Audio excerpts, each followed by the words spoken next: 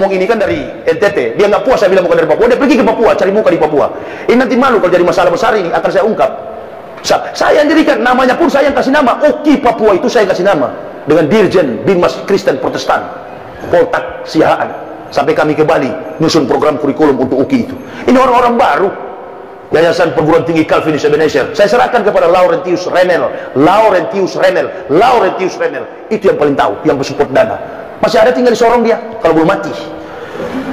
Saya agak ilmiah ya, agak berat sedikit saya bawa malam ini. Enggak, karena ini penting. Banyak orang berdebat soal dua agama ini, hanya mengutip-ngutip ayat. Akhirnya ujung-ujungnya lakum dinukum waliyadin. Terkesan bisnis. Kumpul-kumpul orang debat, cari kesempatan dalam kesempitan. Saya nggak mau debat begitu. Saya kalau mau debat, TV One atau Stadion Utama Gelora, Senayan Jakarta. Saya kan sudah menentang di YouTube itu. Semua pendeta di Indonesia lawan saya sendiri. Lah, bukan jangan diketawai, ini serius. Supaya terbuka mana yang qualified, mana yang paham. Karena kita mengatakan Islam benar, tapi saya tidak akan membenarkan Islam benar itu dengan Al-Quran. Kenapa? Al-Quran bukan kitab debat, satu, dan Al-Quran bukan kitab pembanding. Dia adalah apokalipsis, dia adalah wahyu. Jangan diperdebatkan, berat sekali itu. Itu nggak bisa, profesor pun belajar dari Al-Quran. Semua realitas dunia ini bersumber dari Quran. Jangan dipakai debat itu. Bodoh kalau kita pakai debat itu. Nah, saya pukul cepat-cepat. Setelah dia mengaku ada penelitian secara metodologi historis kritis, dan dalam panduan sistematika akademik, no history, no truths, no theory, no science. Tidak ada sejarah, maka tidak ada kebenaran. Tidak ada kebenaran dapat dipastikan, tidak ada teori. Dan kalau sudah tidak ada teori, pasti tidak ada ilmu pengetahuan. Artinya manusia pasti akan hidup di atas hukum halusinasi. Prediksi brain to brain, mood to mood, mulut ke mulut, otak ke otak. Kalau dalam Islam itu panduan hadis doib yang membawa pendusta, berita di bawah juga dusta. Nah, dalam sejarah itu ada satu kekuatan akurat membuktikan sejarah itu sahih, benar. Apa itu? Sejarah selalu meninggalkan usia. Terkait dengan persoalan individu secara antropos, studi antropomorfism, secara secara fisikal, apa betul dia Supriyadi? Dipanggillah ahli forensik, periksa tulang-tulangnya, diperiksa postur tubuhnya, ternyata dia bukan Supriyadi. Karena kalau Supriyadi, postur tubuhnya dan tulang-tulangnya pasti sama dengan Supriyadi yang dulu. Sementara sejarah itu pasti meninggalkan usia, jejak umur. Nah, ini orang hidup masih segar, masih fresh. Kemudian mengaku pahlawan yang hidup di tahun kemerdekaan. Bagaimana mungkin sampai sekarang masih ada? Kenapa kita tidak kritis? Yang kedua, gambaran kedua, duduk dua orang, satu bernama Saifullah, satu bernama Stephen, Mick Stephens. Mana orang Amerika dan mana Indonesia? Begini, satu bernama Saifullah, sudah Saifullah terlalu berat, ada di Makassar juga itu, ada di Riau ada. Satu bernama Suhartono, satu bernama Mick Stephen. Mana Amerika? Orang Amerika. Mick Stephen. Hartono dekat secara antropologi linguistik dengan orang Mick Stephen dekat dengan keluarga American, orang Amerika. Kenapa para pendebat ini tidak mempersoalkan dari mana asal usul sejarah munculnya nama Yesus Kristus? Itu debat ilmiah. Saya sering pakai, karena saya lihat di masjid banyak orang pemahamannya menengah ke bawah.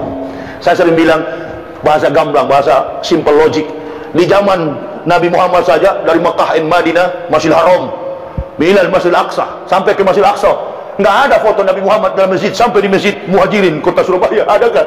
Nggak ada. Foto Nabi Muhammad berkuda, nggak ada. Foto Nabi Muhammad masih bayi, nggak ada. Simple logic, logika sederhana. Karena eksologi itu meninggalkan tiga bekas: etika, logika, estetika. Memang saya mau gulung kalau debat itu. Adakah foto Nabi Muhammad? Nggak ada. Kenapa? Karena di zaman Rasulullah SAW belum memasuki era modernisasi and secularism, sehingga produk-produk menakjubkan modern seperti handycam, handphone dan laser kamera tak ada di waktu zaman Rasulullah, apalagi handycam. Bagaimana mungkin di zaman 576 tahun sebelum Muhammad sudah ada foto? Tuh, serius ini, serius. Dan yang dihadirkan postur tubuh orang Eropa, sementara yang kita debatkan, yang kita identikan postur tubuh Isa, Yesus Mesias, Yesus Kristus, and Jesus Kristus selalu identik dengan timur. Allahu Akbar. Berarti yang tersalib itu bukanlah Isa, tapi Mick Stephen. Oh, Soehartono tadi. Check it out. Take it easy. Itu ilmiah. Mulai dari mana jadi Tuhan? Ilmiah. Kalau serang ilmiah. Nggak usah kita perdebatkan soal teori, karena itu levelnya dari hadis doib. Bible Kristen itu hadisnya doib. Nggak usah. Kita pakai hadis. Sama dengan kita bilang begini, kalau dia Tuhan, kenapa dia tersalib? Oh, itu gampang sekali pendeta jawab. Itu saya yang ajar mereka dulu kok. Bilang sama orang Islam, yang kami imani bukan manusia yang tersalib itu, tetapi keilahian yang bersembunyi di balik manusia itu. You mau jawab apa lagi? Itu saya yang ajar dulu. Sekarang saya bertobat. Yang kedua, kalau itu tak ada gambarnya, bagaimana mungkin Isa masih ada gambar? Gambar siapa itu? Divisualisasikan dalam dua bentuk, gambar maupun foto. Disinilah menunjukkan bahwa orang Islam itu jujur beriman kepada Allah. Jujur orang Islam, gak mau ngarang-ngarang cerita yang dusta. Orang tidak ada dihadirkan dengan gambar, dilukis-lukis, nggak boleh dalam Islam itu, nggak boleh. Itulah tapi kalau melukis alam semesta, banyak karya-karya seni Muslim, menggambar bapak kita, menggambar anak saya juga yang kuliah di planologi, yang perempuan sekarang kuliah di Bandung itu, dia lukis wajah saya mirip sekali dengan saya. Memang dia pelukis, saya nggak marah, tapi saya bilang jangan kau lukis Nabi Muhammad ya. Oh enggak Pak, musyrik itu. Alhamdulillah, baguslah. Ini kita masih SD. Encik mau ajar kalian semua ya, tolong gambar wajah Tuhan. Allahu Akbar. Ini masih SD ke-25 saya, SD gereja. Lukis gambar Tuhan. Teman saya ada yang bengkok begini, ada yang Masya Allah. Coba, kalau dalam Islam itu olok-olok nggak itu kira-kira? Olok-olok. Sama dengan aktor film, mari buka cakrawala kita. Aktor film, habis dia bikin action dalam sebuah tayangan film, satu episode, kemudian dia kembali duduk biasa-biasa, ketawa-ketawa. Bagaimana action saya tadi? Good job, bagus, kata sutradara, produser. Good job, bagus sekali. Pekerjaanmu, actionmu tadi, mantap. Nah, apakah keselamatan itu hanya berupa action? Artinya turun ke dunia, pura-pura mati, naik lagi ke sana. Nah ini, kalau di Islam kan tidak. Peluang untuk mentuhankan Isa Al-Masih justru lebih berpeluang di dalam Al-Quran. Saya sudah baca. Isa Al-Masih, kata Al-Quran, adalah orang yang terkemuka di dunia dan akhirat. Kalau difilsafatkan ini siapa? Bisa difilsafatkan jadi Tuhan. Mengerti maksud saya? Agama Kristen itu agama spekulasi filsafat. Jadi antum kalau melawan Kristen itu jangan pakai argumen jujur, jangan pakai referensi jujur. Pakailah sama dengan kita tangkap ular. Menangkap ular harus lebih cerdik daripada jadi yang bisa mengalahkan otak para kafirin yang dibaca imam tadi, yang tempatnya di neraka, orang-orang kafir yang mendustakan ayat-ayat kami, kata Allah, itu ya mesti menguasai filsafat maksimal daripada dia. Meja ini sederhana sekali kok. Meja ini meja kayu, mimbar ini dari kayu. Yang buat meja dan mimbar ini, tanyakan kalau belum almarhum, waktu antum buat meja dan mimbar, pernah enggak 1 detik saja antum jadi meja? Meja ini adalah its creatures and the carpenter creature. Pencipta adalah carpenter, tukang kayu, dan meja ini hasilnya adalah ciptaan. La ilaha illallah. Tidak ada Tuhan selain Allah. Kalau yang buat meja ini bilang sama saya, Ustaz, waktu saya buat, saya jadi meja. Ayo kita tuhankan dia rame-rame, besok jadi agama kita, agama meja. Tapi sampai kapanpun, sampai botak kepala kafir itu, pencipta tetap pencipta, ciptaan meja ini tetap boleh kira-kira dipahami itu? Tidak boleh petik-petik ayat, nggak boleh. Makanya saya bilang, kalau jadi perdebatan ini, saya tidak akan menyanggah pakai Al-Quran. Saya juga Islamkan orang nggak pernah pakai Al-Quran. Saya mematahkan argumen Anda, mengalahkan Anda dengan kitab Anda sendiri. Masya Allah. Kenapa? Karena kitabmu itu penuh dengan kontroversi. Dongeng, tale plus superstition becomes nonsense. Dongeng tambah katahyul sama dengan omong kosong. Markus bilang ke depan, Matius bilang ke kiri, Yohanes bilang salto ke kanan, Paulus bilang jungkir ke belakang. Itu isinya memang. Itu isinya. Nggak usah mencari-cari kelemahan individu. Margaret Thatcher mengatakan, kalau lawan sudah menyerang pribadi, sudahlah. dapat dipastikan kehabisan argumen. Mana ada orang masuk Islam orang bodoh? Kompetensi orang yang masuk Islam itu di atas rata-rata intelektual mereka. Makanya beruntunglah orang dari kafir masuk Islam, walaupun menikah, tapi pertahankan itu hidayah, jangan main-main. Nila setitik merusak susu. Gara-gara antum tidak serius mempelajari Islam. Saya Islam kan orang sudah ribuan, dan saya katakan, saya tidak bangga you masuk Islam. Yang saya bangga antum mampu mengamalkan Islam, memahami dan mengamalkan Islam. Amalkannya nggak usah yang repot-repot daripada munafik. Munafik kan banyak. Saya bilang, Anda masuk Islam saya tidak bangga. Yang saya bangga Anda mengerti ilmu Islam dan mengamalkan. Mengamalkannya pun tertati-tati nggak apa-apa. Nggak apa-apa. Yang penting kau mengamalkannya dan jauhkan dirimu dari munafik terhadap agama Islam. Sudah tidak sholat, sudah tidak beribadah, ente munafik. Kan banyak sekarang ini yang menghancurkan Islam. Coba lihat netizen. Saya tidak suka Yahya Waloni, saya tidak suka Ustaz Abu Somad, saya tidak suka Habib Rizik. Saya Muslim. Muslim tapi kau tidak suka sama penceramah. Muslim kau mengaku Muslim, bukan Muslim kau lebih kafir daripada kafir. Orang kafir mengatakan agamanya benar, bagus, bagi saya bagus. Berarti dia jujur. Daripada kau Muslim mengaku Islam sama dengan agama lain, berarti kau penjilat, kau munafik terhadap agamamu. Saya sebagai seorang Muslim, Islam adalah di atas segala-galanya. Agama yang suci, agama yang benar, agama yang sempurna, agama para nabi-nabi sebelum datangnya Rasulullah Muhammad sallallahu alaihi wasallam. Bersyukur kita dapat Islam. Ibu bapa wong Jawa dulu dari latar belakang antropologi budaya sama nenek moyang kita, wong Jawa, wong Sumatera, wong Aceh, wong Sulawesi, wong Kalimantan, semua kita ini nenek moyang kita, latar background mereka adalah kafir, animisme, politisme, dinamisme. Kemudian datanglah para kaum Gujarat mengajarkan Islam. Para pedagang-pedagang dari Timur Tengah, Allahu Akbar, ada istilah di Jawa sini 9 wali Songo, mengajarkan Islam di tanah Aceh, semua di Sulawesi, Sultan Ternate, Sultan Tidore, kita mengenal Islam. Apalagi saya dan keluarga, istri, anak.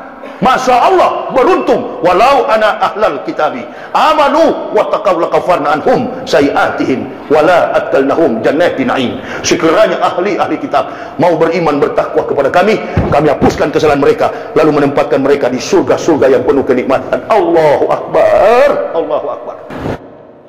Bismillahirrahmanirrahim. Alhamdulillah, alhamdulillahi rabbil alamin, wa bihi nasta'inuhu ala umurid dunya waddin, wassalatu wassalamu ala asrafil anbiya wal mursalin wa ala alihi wa sahbihi wa sallim. Amma ba'd, faya ibadallah ittaqullah haqqa tuqatih wa la tamutunna illa wa antum muslimun. Wa qala Allah Ta'ala fil kitabil azizil karim, a'udzu billahi minasy syaithanir rajim, bismillahirrahmanirrahim. Wa ma ubari'un nafsi inna nafsa la amaratun bisu'i illa ma rahima rabbi inna rabbi ghafurur rahim. Faqala Nabi sallallahu alaihi wasallam, hubud dunya ra'su kulli khati'at, man tamassaka bisunnati inda fasaddi ummati wallahu ajru mi'ati syahidin. Ibu bapak, saudara-saudaraku rahimakumullah yang kami hormati, Badan Kemakmuran Masjid Muhajirin Kota Surabaya, Provinsi Jawa Timur, yang kami muliakan para alim, para ulama, tokoh-tokoh masyarakat, panitia penyelenggara tabligh akbar dalam momentum ukhuwah Islamiyah, dan yang kami cintai, kami banggakan, ma'asyiral muslimin wal muslimat rahimakumullah. Kita bersyukur kepada Allah Subhanahu wa taala kalau sampai pada malam ini kita masih dipertemukan oleh Allah dalam rangka talibul ilmi, dalam rangka ukhuwah Islamiyah, silaturahim. Mengingat zaman ini semakin gila, zaman ini kata orang Jawa semakin edan, maka kita perlu untuk membekali diri demi menjaga kehidupan kita agar tidak jadi gila. Tadi saya di belakang sini ngomong, belum saya ceramah dia sudah bilang membuka YouTube Semua itu sasarannya kepada Yahya Waloni. Yahya Waloni itu penipu. Yahya Waloni itu pembohong. Yahya Waloni itu gila, macam-macam. Saya bilang sama dia, ini orang yang tidak puas, dia mau cari tahu barangkali ya. Saya katakan, kalau yang katakan Anda adalah penipu, Anda nggak usah marah, nanti jadi sama-sama penipu. Yang katakan Anda pembohong, nggak usah marah, nanti Anda jadi sama-sama pembohong. Yang katakan Anda gila, nggak usah marah, karena yang mengatakan Anda gila itu adalah orang gila, nanti sama-sama jadi. Ini dokumen saya. Kalau orang mau ungkit masalah UKI Papua, itu ada satu tokoh yang paling tahu. Sebenarnya banyak, karena ini pendeta-pendeta ini saya yang wisudahkan, jadi dia tahu.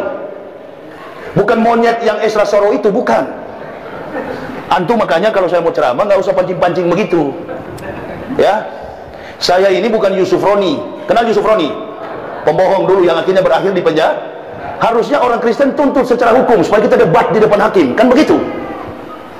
Antum ini yang sudah lebih dulu muslim dari saya, begini-begini nggak usah disampaikan, kami pendakwah. Kita juga mendapat hidayah ini bukan karena antum. Kita dapat hidayah ini karena Allah. Orang masih ngos-ngosan, antum sudah sambut dengan begitu. Stop. Karena dakwah, saya mau ajarkan. Dakwah itu artinya menjawab. Saya termasuk orang yang di surat paling belakang tadi, surat rakaat kedua baru saya sampai. Tapi dari ayat imam baca tadi itu saya tahu At-Tagabun. Wallazina kafaru wa kassabu bi ayatina ulaika ashabun nar khalidina fiha wa bi'sal masir. Itu wallazina kafaru wa kassab pembohong, pendusta, dan orang-orang kafir yang mendustakan ayat-ayat kami, kata Allah, kami tempatkan ke dalam neraka jahanam. Itulah seburuk-buruk tempat kembali. Antum percaya berita dari pembohong, antum akan sama-sama jadi pembohong.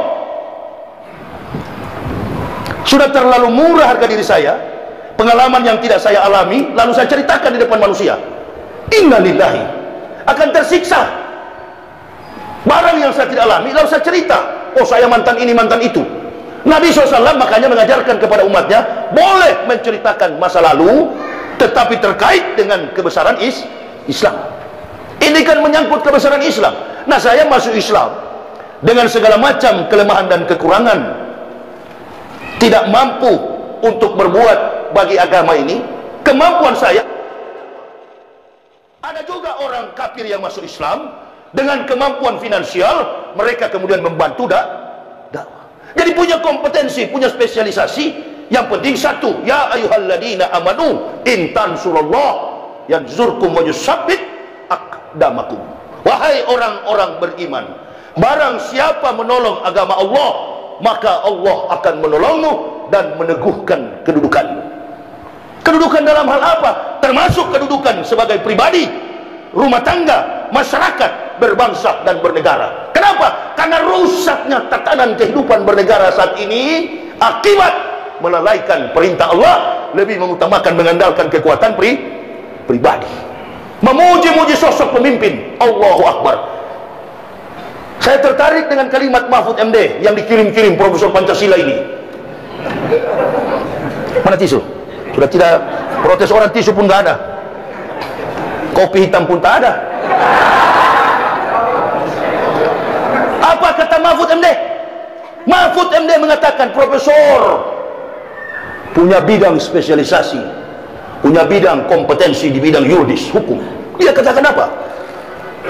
Masya Allah, kalau pemimpin sudah tidak dipercaya rakyat, ini Mahfud yang bilang, jangan ente lapor saya lagi,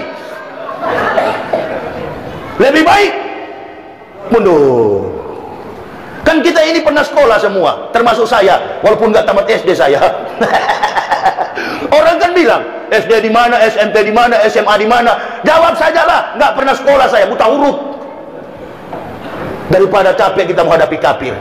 Apa saja dia bolak-balik, nggak pernah sekolah saya. Nih, yang hadir malam ini ada kakak dari kampung saya, tetangga saya, dapurnya bersebelahan.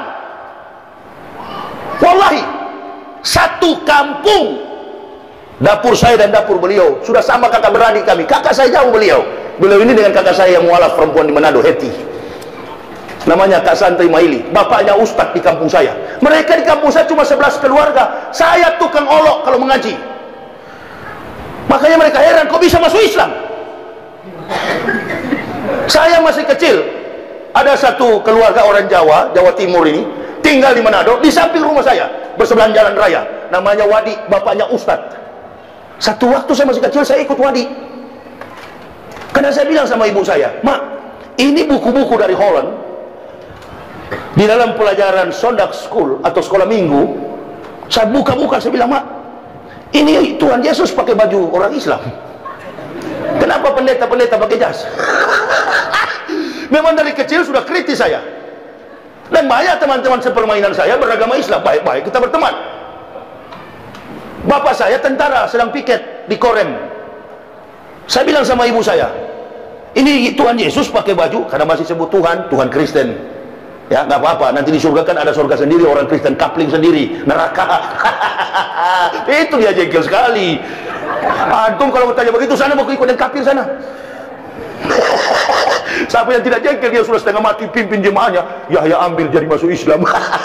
Habis derma dia, derma perpuluhan, dia di kepala pendeta itu fulus 1/10.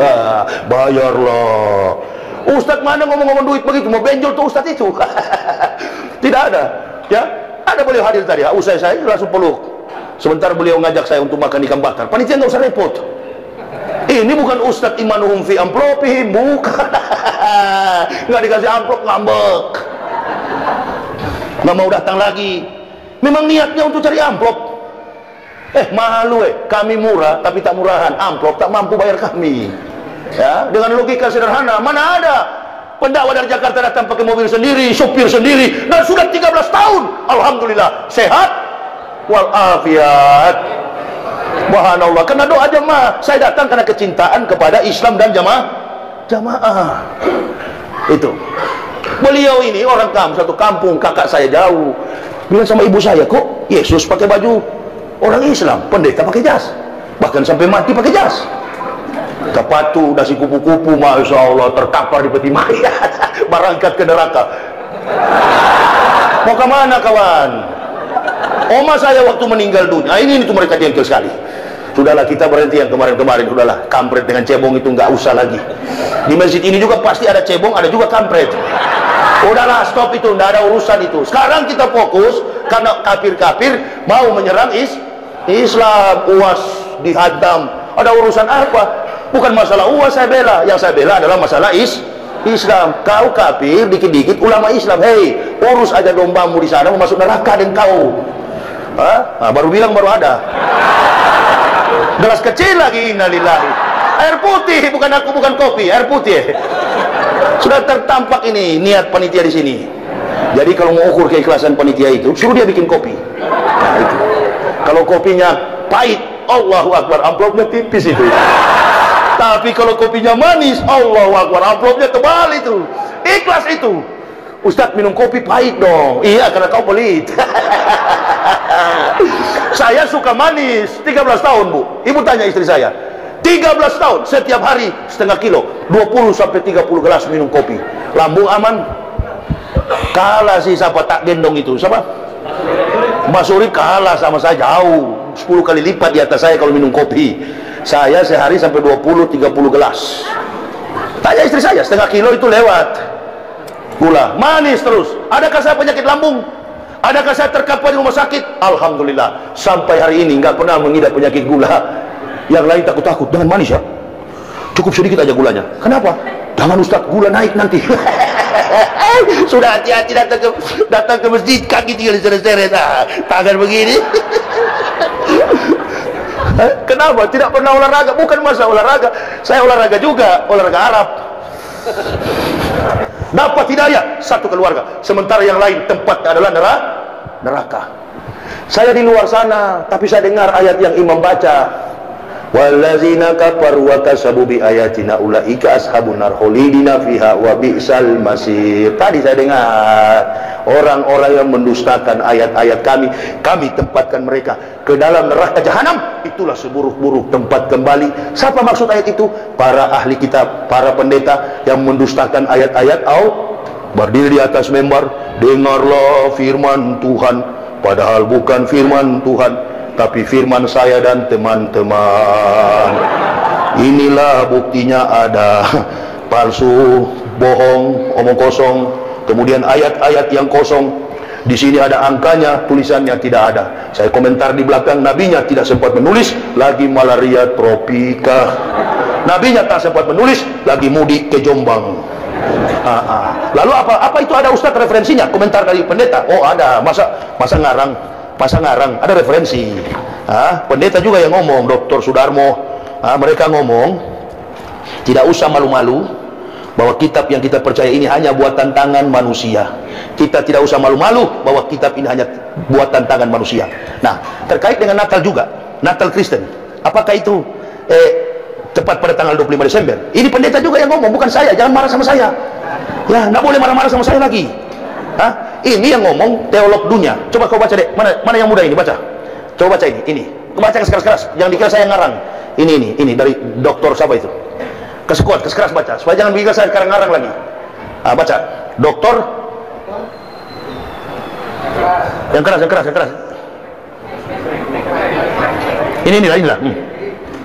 Inilah, beri. Jangan malu-malu. Doktor C.H. Abinino, seorang teolog Kristen terkemuka, berkata, sampai hari ini kita tidak tahu secara pasti tanggal, bulan, dan tahun berapa Yesus itu dilahirkan.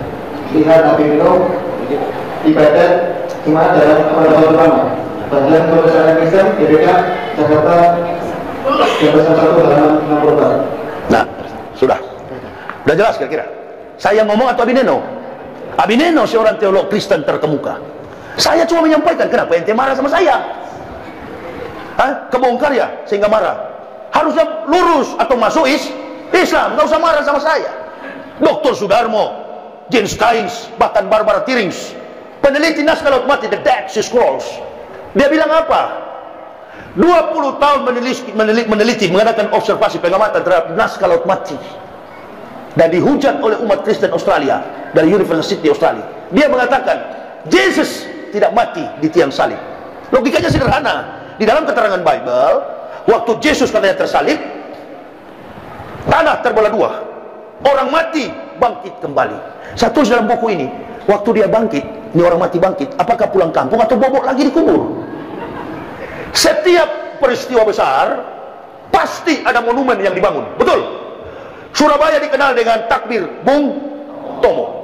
Surabaya dikenal dengan kota pahlawan. Bilang begitu langsung merinding saya. Allahu Akbar. Berarti ada jiwa pahlawan dalam jiwa saya. Amin ya Rabbal. Allahu Akbar. Bung Tomo. Di Solo ada, bukan itu.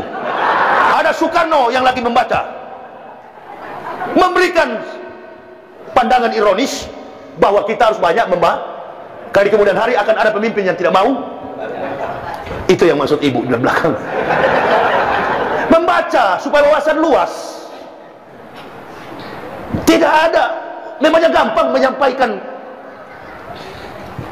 menarasikan, kemudian mengkalkulasi setiap kalimat-kalimat, bahkan dalam perhitungan matematik isi daripada Al-Quran. Nggak mudah.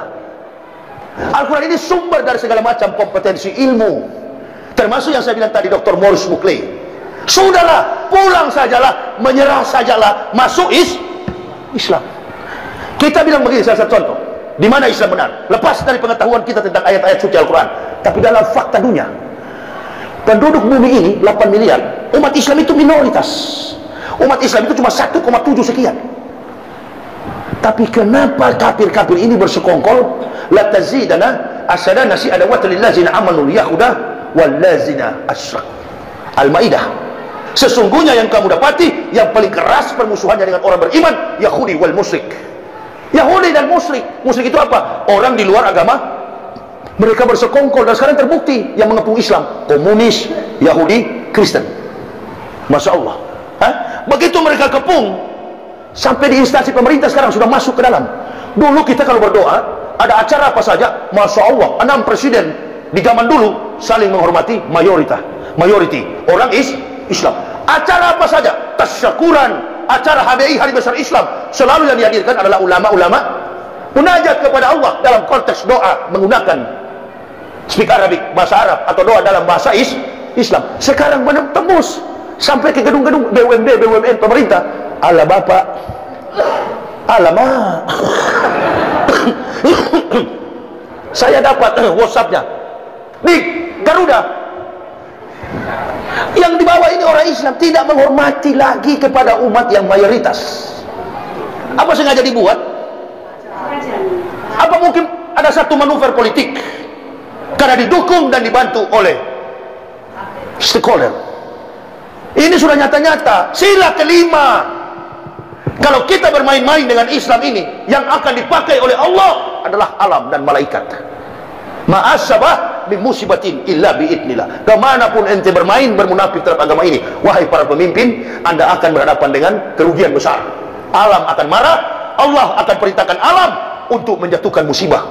Coba Ambon, Serang, belum itu baru biasa. Kemudian ada lagi tadi ancaman. Indonesia ini, pantai selatan Jawa, bukan lagi prediksi tapi ancaman 9,8 skala Richter. Jangan main-main kita. Allah beserta dengan orang-orang yang benar. Ini sampai di luar pemerintah. Allah Bapa, di pagi ini ya Allah Bapa. Dia akan menyebut Allah itu tidak pakai lam tasdid, jadi Allah, Allama. Nah gitu.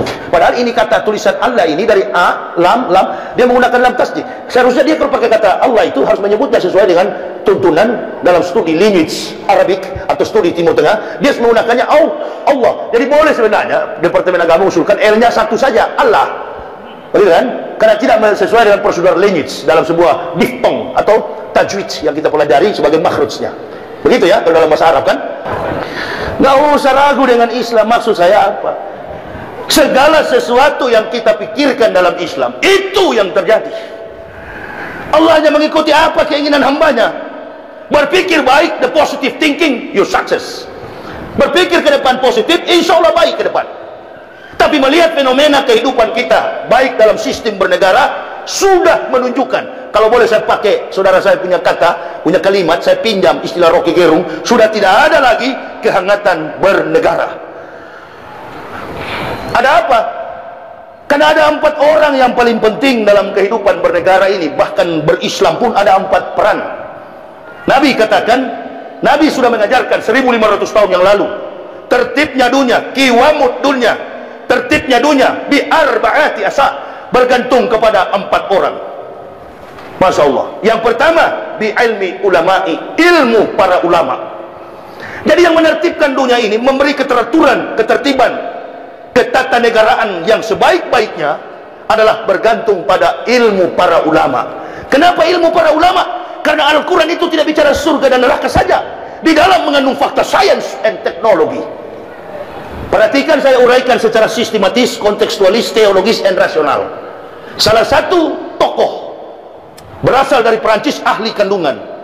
Dia menceritakan Islam dari asal usul penciptaan manusia. Siapa namanya? Profesor Dr. Maurice Buckley, yang terkenal dengan bukunya yang berbahasa Perancis, French, La Coran, La Bible at la Science Modern. Bible dan Quran memandang ilmu pengetahuan modern. Bukan satu bundel 6.666 ayat, bukan 30 juz, bukan satu kalimat, bukan satu ayat, tapi satu kata dalam kamus perbendaharaan Arabik, dan kemudian dia perhatikan di dalam isi kebenaran ayat suci mampu ditafsir secara saintifik. Ini yang namanya kitab suci. Ditemukan oleh seorang nabi 1500 tahun. Maurice Buckley mendapatkannya sekarang. Apa itu? Dalam Al-Quran, Al-Mu'minun ayat 12-13. Laqad khalaqnal insana min sulalatin min tin, summa ja'alnahu nutfatan fi qararin makin. Ada kata nutfah. Dan memang setiap ayat itu relevan. Di Al-Mu'minun ada, di Al-Insan juga ada.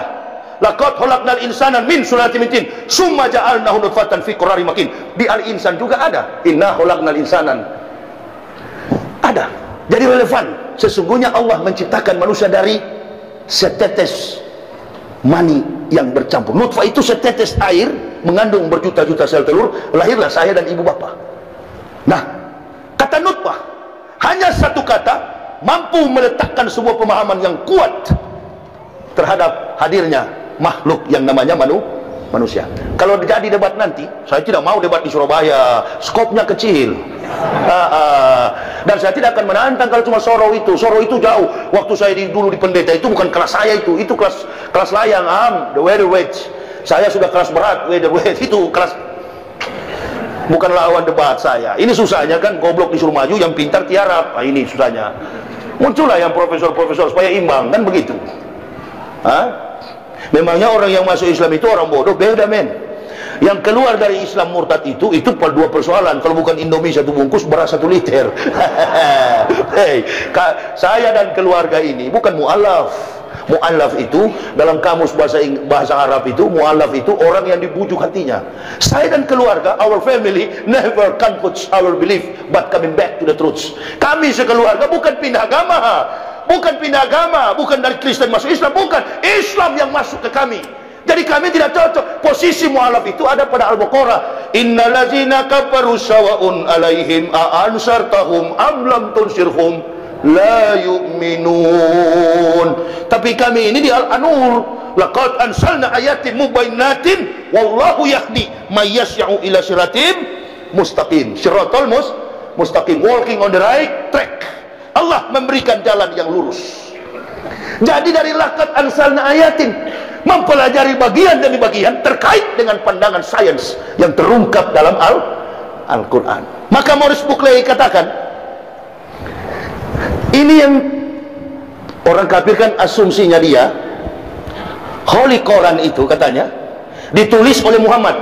Nah, ini pandangan saya dulu bahwa Al-Quran itu adalah buatan tangan Muhammad. Saya mau luruskan. Jadi orang kafir ini jangan marah. Saya bukan benci mereka, saya sayang. Saya menjelaskan kepada mereka bahwa Al-Quran itu bukanlah tulisan Muhammad, karena beliau ummi, orang yang tidak pernah mengecap pendidikan formal, sehingga beliau tidak mampu untuk menulis, apalagi merekayasa peristiwa yang nanti. Sementara Al-Quran itu berisikan peristiwa hidup manusia dunia yang pernah, sementara, dan akan terjadi. Ma'lam takunu ta'lamun. Di dalam Al-Baqarah kan ada itu, kama arsalna fikum rasulam minkum yatlu alaikum ayatina wa yujakikum wa yu'alimukumul kitab wal hikmat wa yu'alimukum ma lam takunu ta'lamun. Allahu Akbar. Jadi rahasia yang belum kamu tahu, kata Allah, akan dibuka dalam Al-Quran. Termasuk kehancuran negara-negara di dunia sampai Indonesia. Fakta-fakta politik, fakta-fakta sosiologis, fakta-fakta yuridis, fakta-fakta penyimpangan manusia dalam karakter, moral, akhlak, sampai kepada ketimpangan dalam sosial budaya, sosiokultur. Semua dibahas habis-habisan dalam Al-Quran. Cuma tergantung kita. Ada nggak kita setiap hari menghatamkan Quran? Mau nggak kita setiap hari periksa Al-Quran, mengaji, berzikir? Yang terbaik adalah kita membaca Tapi kan kebanyakan kita nggak tahu isinya. Nggak apa-apa, yang penting sudah beragama Islam daripada kafir. Sehingga orang sulit. Bagaimana kita masuk Islam sementara yang masuk penjara secara etika dari sudut pandangan eksologi, etika, logika, estetika? Di mana keunggulan Islam dalam fakta kehidupan manusia, apalagi di Indonesia? Jangankan masyarakat jelata, pejabat sekalipun di tingkat yang paling tinggi, Masya Allah, masuk penjara gara-gara nyolong, gara-gara akhlaknya kedapatan tidur di hotel dengan wanita, berzina, kemudian dihukum secara sosial. Nah ini, jadi di mana kira-kira letak kebenaran Islam itu? Nah, etika tidak bisa dijadikan tolok ukur membenarkan suatu agama. Ada orang beragama Islam kelakuan kafir, ada orang kafir kelakuan Islam. Tapi yang namanya kafir tetaplah kafir, ular tetaplah ular, Muslim tetaplah Muslim. Dilempar ke dalam lumpur, diangkat, dicuci, tetap mutiara. Nah ini dicuci, ini maksudnya di neraka. Ya, memang masuk surga, cuma mampir dulu dengan pakai dasi dan dasi kupu-kupu tadi. Dia mampir dulu. Jadi dia numpang di samping dia, waktu dasi kupu-kupu terbang, dia naik di samping sini, numpang sama-sama. Ya suka kerja sama itu loh. Suka jatuh-jatuhkan justice saudara-saudara Muslim, suka mendiskreditkan saudara-saudara Muslim, bahkan suka menganiaya saudara Muslim, tapi dia senang menjilat-jilat kotoran itu yang mampir tadi, dicuci tadi. Apa saja berhubungan dengan Al-Quran. Lalu dari mana kami menanggapi Islam itu benar? Dari mana jalan hidayah itu yang kami terima? Sama jawabannya, laqad ansalna ayatin mubayyinatin wallahu yahdi mayasya'u ila siratim mustaqim. Kata Allah, sesungguhnya kami sudah menurunkan ayat-ayat yang memberi penjelasan, dan Allah memberi petunjuk kepada siapa yang dikehendaki ke jalan yang lurus. Makanya ibu bapak jangan heran, banyak mendapati orang masuk Islam cuma mau kawin. Betul? Betul apa betul? Iya apa iya? Hari Senin masuk Islam, Selasa kabur lagi, karena yang diincar-incar syahwat. Jadi masuk Islam itu cuma ikut-ikutan, asal birahi syahwat terpenuhi, sudah. Nah ini kata Quran surah Yusuf 53, wa ma ubari'u nafsi inna nafsa la amaratun bisu'i illa man rahima rabbi inna rabbi ghafurur rahim. Sesungguhnya kata Juleha, nafsu menyuruh aku kepada kejahatan, kecuali nafsu yang telah diberi rahmat oleh Tuhan. Artinya rahmat apa? Di dalam Islam setiap tahun ada puasa, sama dengan mobil ganti oli, 5.000 km stop. Inilah agama yang bersih. Bahkan wanita yang sudah masa idah, cerai dengan suaminya, 3 bulan itu sudah tidak ada lagi bekas suaminya dalam tubuh. Sudah ada penelitian, bersih wanita muslimah itu. Tapi kenapa ente laki-laki muslim, kau sudah disunat, kau tabrak itu yang belum sunat di luar sana? Ada begitu enggak? Kawin satu rumah, satu Islam, satu Kristen. Jangan kawin dengan orang kafir. Kenapa? Karena kita sudah disunat di khitan. Itu syarat yang paling berat. Kafir mau masuk Islam, sudahlah. Sebenarnya banyak pendeta-pendeta mau masuk Islam, cuma dia takut itu disunat. Itu yang dia pikirkan. Sama dengan saya dulu. Saya pingin ke masjid, pamit sama ketua MUI Kiai Haji Yusuf Yamani, Kiai saya mau ke masjid. Tunggu dulu kawan, ente kan rong hautnya belum dipotong. Oh jadi sunat dulu Kiai? Iya Pak, ya pikir ini seperti di gereja. Di masjid itu Pak, biar baju murah, yang penting datang bersih bajunya dan dibawa, sudah selesai urusannya, sudah dipotong dulu baru ke masjid. Oh jadi gitu Pak Kiai? Iya, Bapak sudah bersyahadat tapi belum sunat. Besok kita sunat. Alhamdulillah, saya tunggu Kiai. 1 malam dan saya tidur saya. Di mana mereka gergaji ini? Jangan-jangan dihantam sampai kos lampu 55 ini. Lampu Petromax dulu kan ada kos lampu itu. Mudah-mudahan bukan itu yang dihajar. Begitu disunat, Masya Allah. Ini banyak orang baru masuk Islam. Susah saya berdiri. Saya panggil istri saya, ayo kita sholat subuh. Kak bapak kan masih sakit, bukan di masjid, di sini di kamar. Ini belum tahu Islam, dua-dua buta, dan kafir dua-dua suami istri. Kiblat menghadap kemana Pak? Bukan kiblat, belum tahu istilah Islam kami. Tengok kemana dia bilang? Lihat kemana? Itu lihat ke jendela sana. Jadi karena istri saya sudah ada penelitian di Islam ya, sunat wanita tidak seperti dulu kan, cuma dikasih berdarah cukup, disuntik keluar darah cukup. Karena sudah ada pengaruh katanya kalau sunat seperti dulu menghambat untuk perkembangan populasi muslim. Jadi sudah dihentikan itu, dan banyak yang menderita kanker serviks. Makanya dihapuskan sunat seperti dulu. Ada sunat temuan baru. Jadi dia nggak terlalu sakit. Saya yang parah. 2 minggu pakai sarung kesana kemari begini. Ngesot di lantai. Sakitnya minta ampun. Sunat pakai bambu. Sunat kampung memang. Mula juga yang sunat juga memang musuh saya, orang Muhammadiyah, Mantri Salim. Kalau ketemu di jalan, selamat pagi pendeta. Memang pagi, siapa bilang sore. Ini pula yang akan sunat. Mati saya. Jangan-jangan dia dendam, dia singgah di kos lampu ini. Begitu disunat, pagi-pagi saja sholat subuh. Tengok kemana Pak? Sudah kamu tengok ke jendela. Tapi kan kita belum hafal ini surat apa itu? Fatihah. Suratul Fatihah. Sudah. Pokoknya tulis aja di kertas. Tulis cepat-cepat, tulis pakai tangan. Bukan hijaiyahnya, latinnya. Karena masih buta dua-dua. Baca latinnya. Bismillahirrahmanirrahim. Kalau begini modelnya sampai sore kita. 20. Dia tanya berapa kali Pak? Mainkan 20 kali. Jadi sholat subuh saya hantam 20 rakaat. Hantam saja 20 kali. Pikir saya semakin banyak sujud, semakin banyak barokah, semakin banyak pahala, berkah. Sudah pokoknya hantam 20 kali. Allahu Akbar. Sujud berdiri, sujud berdiri. Pak Komarung Sofa, orang yang menuntun kami hidayah, dia intip dari jendela. Beliau kerja di Departemen Agama Kabupaten Toli-Toli. Dia intip begini. Pak Yahya, stop. Sholat apa ini? Ibu sudah ngos-ngosan. Istri saya suruh jadi imam. Innalillahi. Masya Allah. Stop. Ibu tak boleh jadi imam. Oh maaf Kiai, saya belum tahu. Kan baru 3 hari masuk Islam.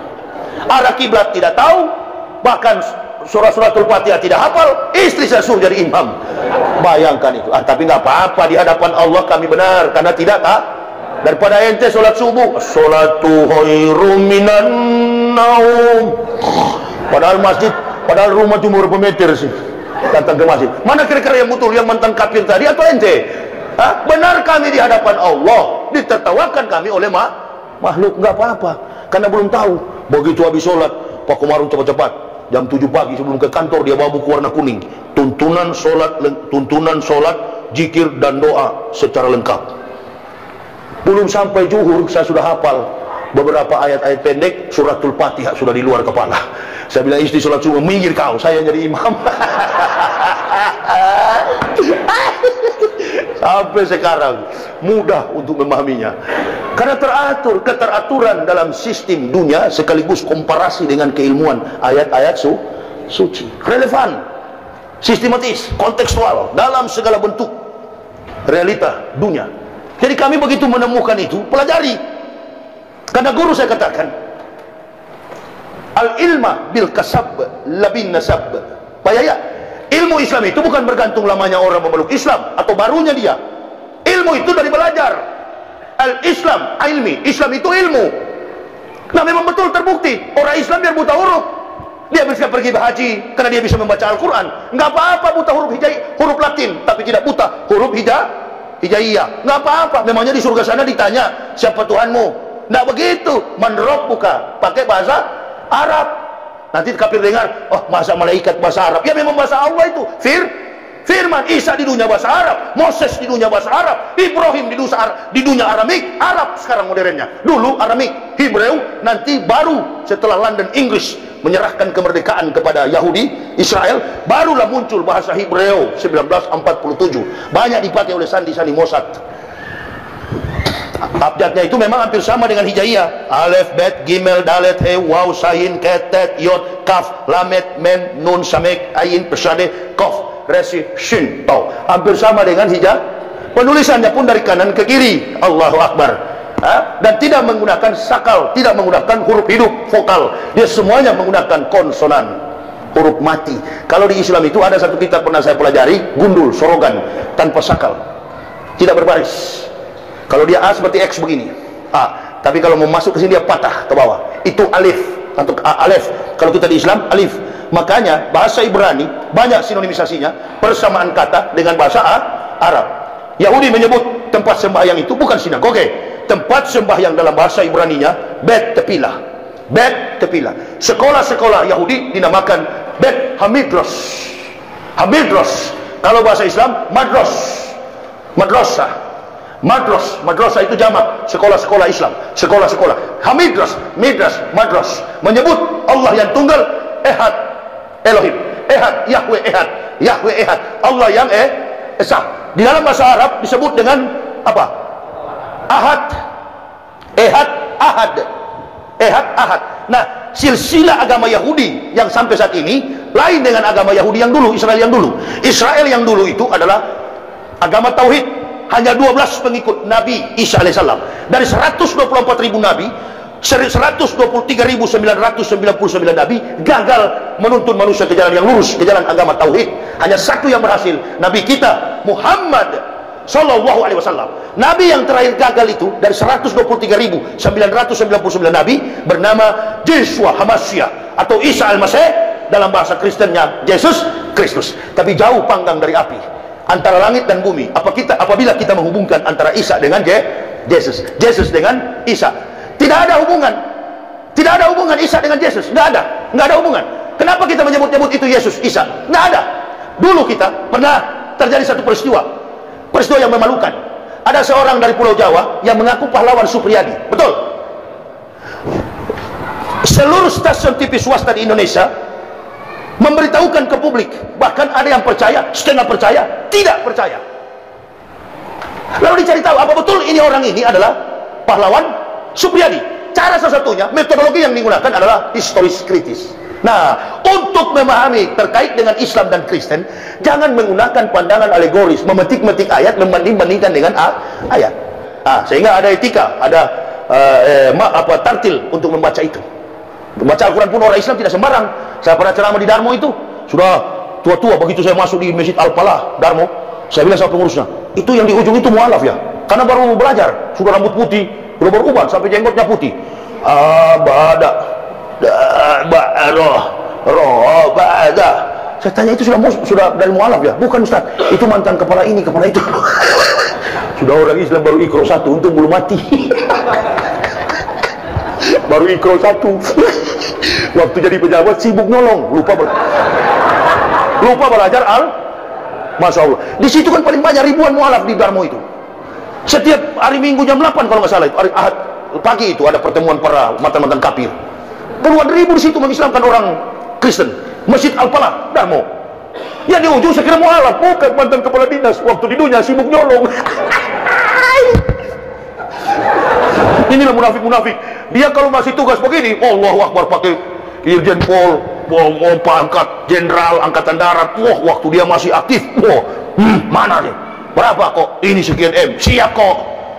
Hah? Gereja kami jaga, dia kami injak-injak. Saudara Muslim dia injak. Mun. Dan kasih jelas, karena ada leak sekarang ini. Dan jelas ya, ada 3 kelompok sekarang. Kaf, Mus, Mun. Kaf itu kafir, Mus itu Muslim, Mun adalah munafik. Udah bos, siap. Nanti kami maju, kami jaga gereja. Wah, loreng baret miring begini, dia tidak tahu. Saya di Solo juga ada yang jaga baret miring begini, baret merah. Jangan bakar bendera tauhid ya. Enggak Ustaz. Siapa dia? Kokam. Kokam bukan kokam kan baret merah ini begini. Siap, jaga gereja. Abdullah, siap. Nah, ini nasi bungkus. Isinya tai kau makan itu. Banyak yang makan tai. Karena di hadis Nabi, orang munafik itu makanannya tai. Begini, Rasul katakan, yang aku khawatir dari umatku adalah apa yang masuk dari mulutnya, disimpan ke dalam perutnya, maka harga manusia itu tidak lebih daripada apa yang keluar dari perut. Apa keluar dari perut itu sampah ya? Feses, tai. Hitler Nazi bilang, waktu Jenderal 4 bintang, Jenderal disebut dengan The Desert Fox, Jenderal padang pasir yang dia mati, disuruh pilih oleh Hitler. Goebbels yang datangi dia, namanya Jenderal Rommel. Jenderal ini ahli perang. Kalau kita Sudirman, ahli strategi perang. Jerman tak pernah kalah karena dia ini, Rommel ini. Kenapa? Dia ahli strategi perang padang pasir, sehingga disebut dengan gelar The Desert Fox, rubah padang pasir. Nah, ketika mau dieksekusi mati, Allahu Akbar, disuruh pilih oleh Hitler, you minum cyanide atau disidangkan secara mahkamah militer. Dia bilang minum cyanide aja. Kenapa? Karena dia munafik terhadap Hitler, dia berkhianat. Muncullah kalimat Hitler, orang pengkhianat, orang munafik seperti lalat di atas feses. Dia berputar-putar di atas tai, yang dia makan adalah banyak pemakan tai di akhir-akhir ini. Saudara Muslim ditelan mentah-mentah, dia cari muka sama kafir. Sudah bos, sudah ini darahnya baru saya cuci. Sudah selesai. Terima ini. Masya Allah. Mahasiswa demo ngomong di YouTube, disinyalir di balik gerakan mahasiswa ini ada Islam radikal. Ente ngomong Islam radikal, ente agama opon toh. Betul apa betul? Setelah sudah berdarah-darah baru pura-pura datang basuh, sapu. Hidup manusia itu biar tak punya apa-apa dalam rumah tangga, nggak makan apa-apa. Iya Bu ya, Bu. Apalagi ibu-ibu sekarang ini kan udah tenang jiwa mereka. Begitu Jokowi dilantik kan sembako murah semua sekarang. Iya Bu ya. Karena itu coba lihat, alhamdulillah katanya. Ya Bu, iya Bu ya. Saya bilang gula 2.000 sekilo, ya Bu ya. Minyak goreng 4.000, ya itu alhamdulillah katanya. Iya katanya, Masya Allah ya. Pengangguran juga insya Allah digaji. Tunggu aja sampai yang kencing kalau dapat itu. Iya Bu ya. Bu, kita ramaikan aja masjid dengan itu ya Bu ya, dengan dakwah Bu ya. Bu, kita ramaikan masjid dengan dakwah ya. Ini yang paling banyak ini kalau hadir di mana-mana ini. Ibu suka dakwah yang keras atau lembek Bu? Yang keras, Masya Allah. Panjang atau pendek ceramahnya? Panjang dan keras, itulah Bu ya. Jadi saya kira Masya Allah, ini Islam ini sudah dibati. Metro tipu pun sudah akui, metro tipu di bulan depan kemarin, dia hitung, Masya Allah. Kita bangga, bukan Kalimantan yang kaya, bukan Riau yang kaya, bukan Aceh yang kaya, bukan Papua yang kaya. Jangan salah kita, jangan salah. Yang kaya adalah umat Islam. Coba sumbangsi finansial terbesar bagi negara ini. Metro tipu hitung, setiap tahun 200 bahkan 200 lebih miliar sumbangan orang-orang mengadakan ibadah belum lagi himayatan lil hajj wasadaqah wa'dah, ibadah haji. Allahu Akbar, nominal yang masuki triliun. 92 triliun entah kemana sekarang. Walau bisawab. Ya Allah, jangan dulu hukum negara ini ya Allah, pertahankanlah. Man da'a li zalimin bil baqa'i faqad sab'an yusallahi fil ardi. Jangan mendoakan orang zalim. Barang siapa mendoakan orang zalim, kata Nabi, sama saja dia mendurhakai Allah di muka bumi ini. Jadi yang menertibkan dunia, yang pertama bi ilmi ulama, yang kedua bi adlil umaro. Sila kelima jangan dijadikan sebagai wacana politik. Sila kelima keadilan sosial bagi seluruh rakyat Indonesia. Wamena berdarah-darah, Ambon kerusuhan, Ambon itu apa namanya? Gempa. Semua terjadi kerusuhan di mana-mana, keributan, asap dan lain sebagainya. Ini ma'asabab musibatin, musibah dari Allah. Kenapa? Karena tidak Qul amarah Rabbi bil qis wa aqim wujuhakum inda kulli masjidil wad'uh mukhlisina lahuddin kama ba'da'akum ta'udun. Yang ketiga, bisyaqwatil aqniyah, kedermawanan orang-orang kaya. Nah ini, orang kaya tiarap, dia nggak mau peduli yang begini, yang penting dia aman. Saudara-saudara kita mau mati tetangga, Masya Allah, mana dia perhatikan? Dia pergi umroh, asik ibadah, pergi haji sampai 50 kali. Saudara-saudara tetangganya sudah lapar, dia tidak hiraukan. Nah ini, yang keempat yang paling bahaya, bidakwatil fuqara'i, doa orang-orang miskin. Ini yang membuat kita bencana di mana-mana, terjadi kekacauan di mana-mana karena menangisnya orang-orang miskin yang dorong-dorong gerobak. Ya Allah, jualanku tidak laku. Usaha-usaha mereka yang kelas bawah tutup, kelas menengah tutup, yang kaya tetap kaya. Kata Noma Irama dalam lagunya, yang miskin tetap miskin. Masya Allah, kita doakanlah negara ini akan ada muncul pemimpin-pemimpin baru ke depan yang amanah, dan pemimpin-pemimpin orang-orang zalim akan ditenggelamkan oleh Allah. Amin Allah ya Rabbal Alamin. Saya kira itu yang bisa saya sampaikan. Masih banyak, saya masih lama di Surabaya. Insya Allah umur panjang, belum wafat, sampai tanggal 14 saya ada di Surabaya. Ya, saya baru tiba tadi, mohon maaf ini masih lelah. Lain kali saya mau sampaikan kepada jemaah sebelum saya berbicara terkait isu-isu kafir segala macam itu, jangan didengarkan sama saya. Dan saya tidak suka mendengar begitu. Karena perjuangan kami ini berat untuk membawa Islam ke depan. Ya, ibarat nakoda. Ibu bapak cuma di dalam bahtera, tapi kami yang menyetir perahu ini. Kami yang membawa perahu ini kemana-mana. Tinggal 4 orang kami di lapangan. Saya, Uwas, dan beberapa. Semoga sudah jadi tersangka, bahkan sudah dipenjara. Doakanlah kami supaya tetap sehat, untuk dengan ikhlas melayani umat ini dimanapun berada. Karena bukan kecil fitnah yang bertebaran, apalagi terkait saya ini. Dan saya tidak akan peduli. Semakin kau fitnah, semakin kencang saya di lapangan. Ya, saya sudah beberapa kali lapor, tapi alhamdulillah polisi-polisi bilang sama yang lapor, jangankan di masyarakat, di sini saja dia ceramah, dia bilang yang polisi kafir di neraka semua. Di Polda Jawa Timur sini sudah 6 kali saya ceramah. Yang undang saya dulu itu AKBP Kusen. Sampai begini-gini ada kafir yang protes. Siapa yang undang itu? Jadi kita, maksudnya kita Muslim ini jangan mau diadu domba dengan petugas polisi, jangan. Dia juga Muslim. Mari kita jangan saling curiga. Ustaz, ada banyak polisi jaga ente ceramah. Iya, enggak apa-apa. Polisi kan keamanan. Motor diparkir, jangan sampai begal datang hilang. Kan begitu. Tetap saudara jangan ada apa-apa sedikit kita masyarakat bakar polsek, bakar kantor pemerintah, jangan. Biarkan. Ya.